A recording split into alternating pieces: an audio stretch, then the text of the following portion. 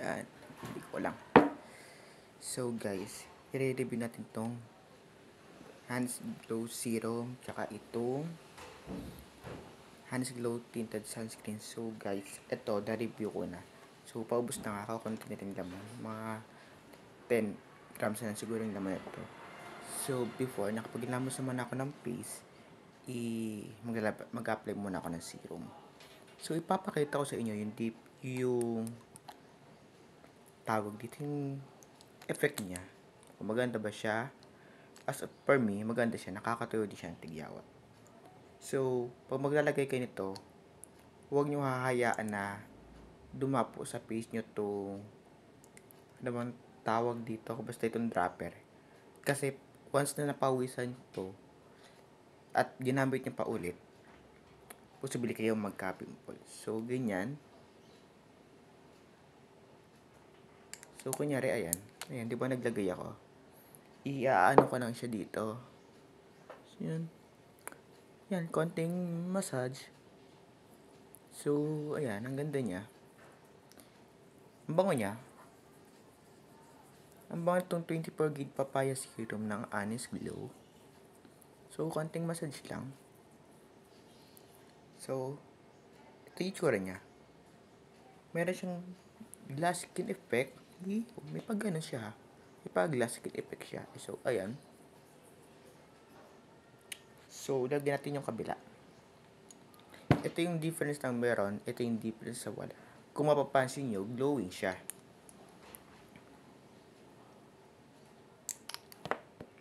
Laglag. So, ayan. Guys, ito, wala tong cut ha. Sabihin nyo, ini-MM ko lang kayo dyan. Walang cut to. Buo nyo itong mapapanood.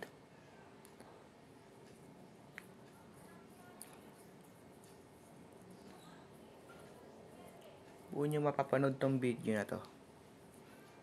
Tapos, after itong matuyo, guys, maglalagay na tayo nitong Papaya Tinted Sunscreen.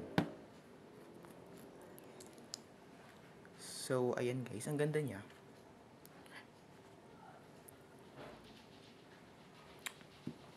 So guys, pag ito yung gamit nyo, para kayo ang tawag dito, BB cream.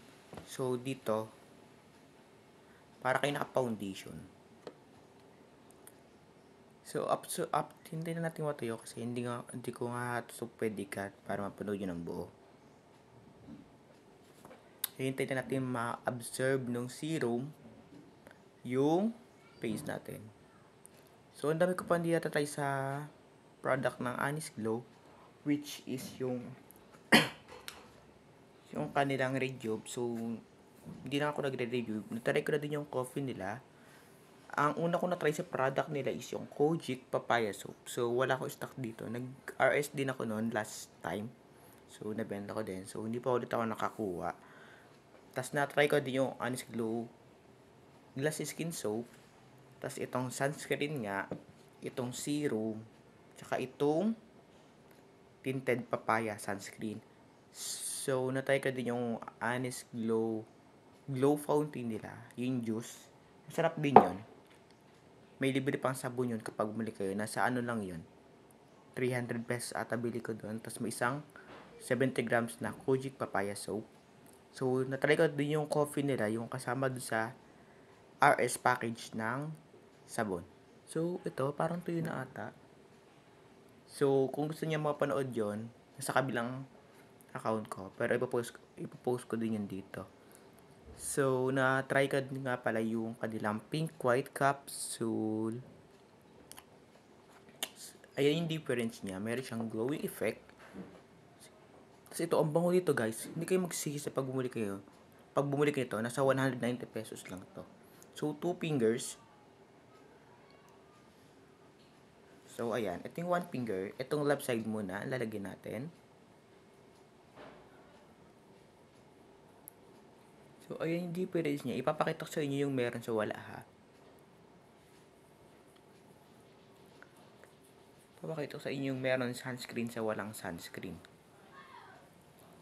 Bango nito. Bibili ulit ako nito. So, ito yung meron. Ito yung wala. Nakita nyo ba guys? Ito yung meron. Ito yung wala. So, lagyan pa natin.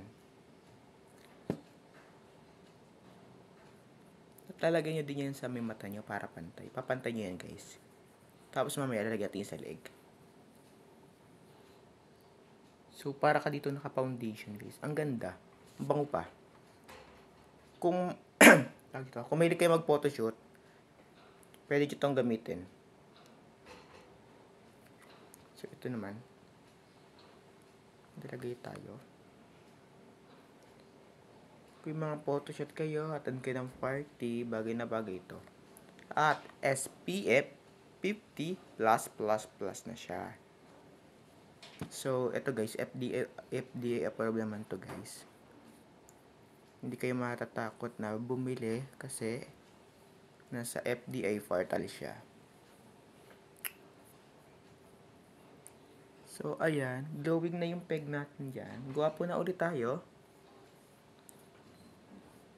So, ayan. Ako guys, wala kasi akong pasok ngayon. Kaya nakagawa ko ng mga content. Tapos na din kasi yung mga activity ko sa school. Wala akong pending na activity. Kung meron man, baka hindi pa naibigay. Pero, yung check ko, wala pa naman akong nagawa ko naman lahat. So, ayan. Papansin nyo, ang puti ko na. So, paubos na rin to. Bibili ulit ako nito. So, siguro ito or ito ang bibiling ko sa next. Pag-isipan ko. Comment kayo dyan kung anong bibiling ko. Siguro, para hindi na ako mayroon pang mamili, biling ko na parehas. Tigisa. Hindi ko pa rin na-try yung blue nila na sunscreen. Yung fragrance free, yung bago. So, pagka bibili ako nun. I-review natin yon para sa inyo, guys. So, ayan siya. Pansin nyo, guys. Puti ko. Puti ka, no? So, dito na natapos ang ating video. So, kung may gusto pa kayong ipa-review sa atin, i-re-review natin yan. Yun lang.